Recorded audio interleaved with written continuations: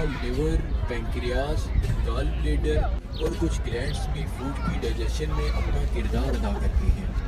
एक adult human की alimentary canal की लेंथ 30 फीट यानी कि 9 मीटर्स तक हो सकती है। तो आइए अब वन बाय वन इन सारे ऑर्गन्स को डिटेल में स्टडी करते हैं। Number 1, mouth. Mouth digestive tract का पहला ऑर्गन है। जैसे ही आप फूड का पहला बाइट अपने माउथ में डालते हैं, डाइजेशन उसी वक्त से शुरू हो जाती है। माउथ को ओरल या बकल कैविटी भी कहा जाता है और इसमें 3 पार्ट्स शामिल हैं, जिनमें टीथ, टंग और सैलिवरी ग्लैंड्स शामिल हैं। ये पार्ट्स फूड को फिजिकली डाइजेस्ट करते हैं। टंग यानी कि जुबान एक मस्कुलर ऑर्गन है जो फूड को टेस्ट करने में हेल्प करती है। इसके अलावा जुबान फूड को रोल करने और निगलने में भी मदद करती है, जबकि टीथ फूड की ग्राइंडिंग और क्रशिंग करके फूड को छोटे छोटे पीसेस में कन्वर्ट कर देती हैं ताकि फूड आसानी से डाइजेस्ट हो सके। इस प्रोसेस को मैस्टिकेशन कहते हैं। माउथ में मौजूद तीसरा अहम पार्ट सैलिवरी ग्लैंड्स है, जो पेयर की फॉर्म में हमारे ईयर्स के फ्रंट पे जुबान के नीचे और लोअर जा के करीब मौजूद होते हैं। सैलिवरी ग्लैंड सलाइवा प्रोड्यूस करते हैं जो फूड को ल्यूब्रिकेट करता है ताकि उसको चबाना और निगलना आसान हो सके। सलाइवा एक ट्रांसपेरेंट लिक्विड है जिसमें 2 खास एंजाइम्स मौजूद होते हैं, जिनमें अमाइलेज और लाइसोजाइम शामिल हैं। अमाइलेज, जिसे टाइलिन भी कहा जाता है, ये एंजाइम फूड में मौजूद कार्बोहाइड्रेट्स की डाइजेशन का काम करता है, जबकि लाइसोजाइम एंजाइम्स फूड में मौजूद बैक्टीरिया और फंजाई को किल करते हैं, जिससे माइक्रो ऑर्गेनिजम्स हमारे माउथ में ग्रो नहीं कर सकते और हम बहुत सी बीमारियों से बच जाते हैं। लिहाजा ये कहना बिल्कुल भी गलत ना होगा कि सलाइवा हमारी ओरल हाइजीन के लिए इंतहाई ज़रूरी होता है। एक नॉर्मल हेल्दी पर्सन में 24 घंटों में तकरीबन 1 से 1.5 लीटर तक सलाइवा प्रोड्यूस होता है। माउथ में फूड की पार्शियल डाइजेशन होती है और पार्शियली डाइजेस्टेड फूड को बोलस कहते हैं। Number 2, pharynx. बोलस हमारे माउथ से पास होकर हमारे डाइजेस्टिव सिस्टम के सेकंड ऑर्गन यानी कि फेरिंक्स में इंटर हो जाता है। फेरिंक्स को थ्रोट भी कहा जाता है और ये माउथ और इसोफेगस को आपस में कनेक्ट करने वाला एक पैसेज है। ये एक ऐसा पैसेज है जिससे फूड और एयर दोनों गुजरते हैं। Number 3, oesophagus. Partially digested food यानी कि बोलस फेरिंक्स से पास होकर इसोफेगस में इंटर हो जाता है। इसोफेगस को फूड पाइप भी कहा जाता है और ये 25 सेंटीमीटर लंबा और 1.5 से 2 सेंटीमीटर तक चौड़ा एक मस्कुलर पैसेज है, जिसके एक एंड पर फेरिंक्स और दूसरे एंड पर स्टमक कनेक्ट हुआ होता है। ह्यूमन बॉडी में फूड पाइप के साथ ही विंड पाइप भी मौजूद होता है। जब हम सांस लेते हैं तो एयर हमारे माउथ से होकर विंड पाइप से गुजरकर लंग्स में चली जाती है। इसके बरक्स फूड को विंड पाइप में जाने से रोकने के लिए विंड पाइप की ओपनिंग पर एक कवर मौजूद होता है, जिसे एपिग्लोटिस कहते हैं। फूड स्वेलो करने के दौरान ये एपिग्लोटिस विंड पाइप को कवर करता है और टंग बोलस को पुश करके फूड पाइप में इंटर कर देती है। ये फूड इसोफेगस में मस्कुलर कॉन्ट्रैक्शंस के थ्रू स्टमक तक पहुंच जाता है। इन मस्कुलर कॉन्ट्रैक्शंस को पेरिस्टालिसिस कहा जाता है। इसोफेगस के एंड पर एक मस्कुलर वाल्व प्रेजेंट होता है जिसे स्फिंक्टर कहते हैं। पार्शियली डाइजेस्टेड फूड जब स्टमक के अंदर कम्प्लीटली इंटर हो जाता है तो ये वाल्व बंद हो जाता है और लिक्विड्स और सॉलिड फूड को वापस मुंह की तरफ आने से रोकता है।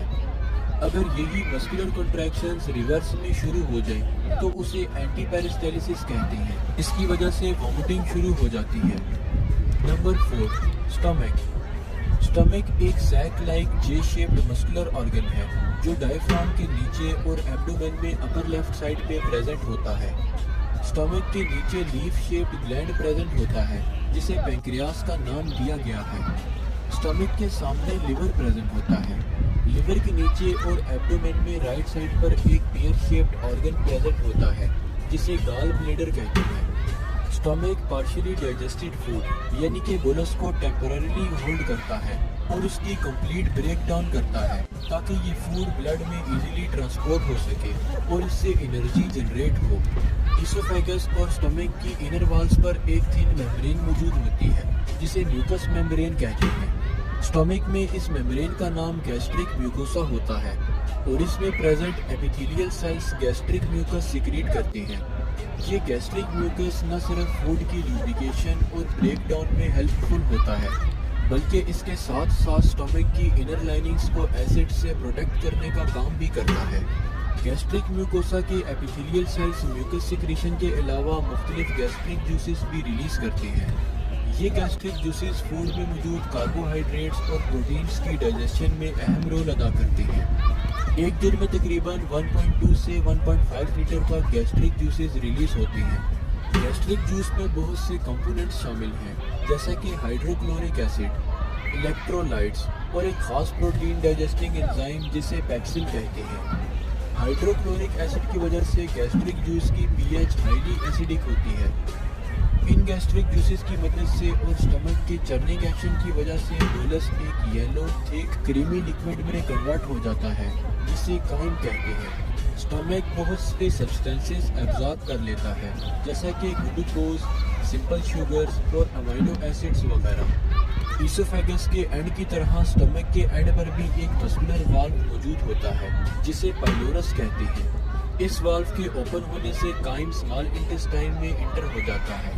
जैसे ही स्टमक एम्प्टी होता है तो पाइलोरस वाल्व बंद हो जाता है, ताकि फूड रिफ्लक्स यानी कि स्टमक में फूड की वापसी न हो सके। Number 5, small intestine. काइम की अगली मंजिल स्मॉल इंटेस्टाइन होती है। स्मॉल इंटेस्टाइन, जिसे हम अपनी जुबान में छोटी आंत भी कहते हैं, ये हमारे एब्डोमेन में मौजूद 22 से 25 फीट लॉन्ग एक लूजली कोइल्ड मस्कुलर ट्यूब है, जिसका डायमीटर तकरीबन 2 इंच तक होता है। स्मॉल इंटेस्टाइन के 3 पार्ट्स होते हैं, जिनमें ड्यूडिनम, जिजुनम और इलियम शामिल हैं। स्मॉल इंटेस्टाइन पैंक्रियाटिक जूस और बाइल की मदद से काइम को फर्दर डाइजेस्ट करने में हेल्प करती है। पैंक्रियाटिक जूस पैंक्रियास से रिलीज होता है और इसमें ऐसे एंजाइम्स होते हैं जो काइम में मौजूद प्रोटीन्स, फैट्स और कार्बोहाइड्रेट्स की ब्रेक डाउन करते हैं, जबकि बाइल हमारे लिवर में प्रोड्यूस होता है और गाल ब्लैडर में स्टोर होता रहता है। ये बाइल डाइजेशन के दौरान गाल ब्लैडर से बाइल डक्ट के थ्रू स्मॉल इंटेस्टाइन में रिलीज होता है। बाइल काइम में मौजूद फैट्स की डाइजेशन में अहम किरदार अदा करता है। स्मॉल इंटेस्टाइन के पोर्शन ड्यूडिनम में काइम की मिक्सिंग और डाइजेशन होती है, जबकि जिजुनम और इलियम पार्ट से डाइजेस्टेड फूड ब्लड में एब्जॉर्ब होता है। स्मॉल इंटेस्टाइन की इंटरनल लाइनिंग में एक खास किस्म के स्ट्रक्चर्स प्रेजेंट होते हैं, जिन्हें विलाय कहते हैं। अगर विलाय के इंटरनल स्ट्रक्चर को देखा जाए तो इसमें ब्लड वेसल्स का एक नेटवर्क मौजूद होता है। ये विलाय स्मॉल इंटेस्टाइन का सरफेस एरिया इंक्रीज करते हैं, ताकि फूड ब्लड में मुकम्मल तौर पर एब्जॉर्ब हो सके। इस तरह स्मॉल इंटेस्टाइन में फूड की मुकम्मल डाइजेशन के बाद फूड का मैक्सिमम पोर्शन ब्लड में एब्जॉर्ब हो जाता है, जबकि फूड की डाइजेशन से प्रोड्यूस होने वाला वेस्ट स्मॉल इंटेस्टाइन से मूव करके लार्ज इंटेस्टाइन में पहुंच जाता है।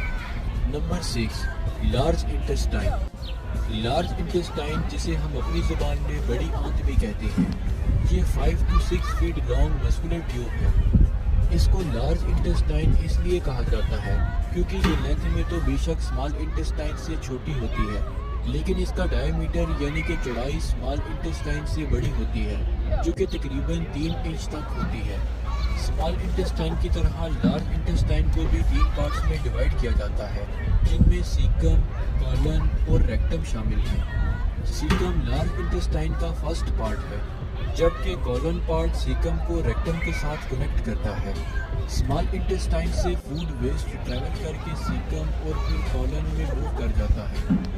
कॉलन में वेस्ट में मौजूद एक्सेसिव साल्ट्स और वाटर एब्जॉर्ब होकर ब्लड स्ट्रीम में इंटर हो जाते हैं, जिससे फूड वेस्ट सॉलिड फॉर्म में कन्वर्ट हो जाता है। इसके अलावा कॉलन में मौजूद बैक्टीरिया फूड वेस्ट को मज़ीद ब्रेक डाउन करती हैं, जिससे वेस्ट मुकम्मल डिग्रेड हो जाता है। इस स्टेज पे फूड वेस्ट को स्टूल या फीसिस का नाम दिया जाता है। कॉलन से आगे लार्ज इंटेस्टाइन का थर्ड पार्ट शुरू होता है, जिसे रेक्टम कहते हैं। कॉलन दिन में 1 से 2 बार स्टूल को रेक्टम की तरफ डिलीवर करता है।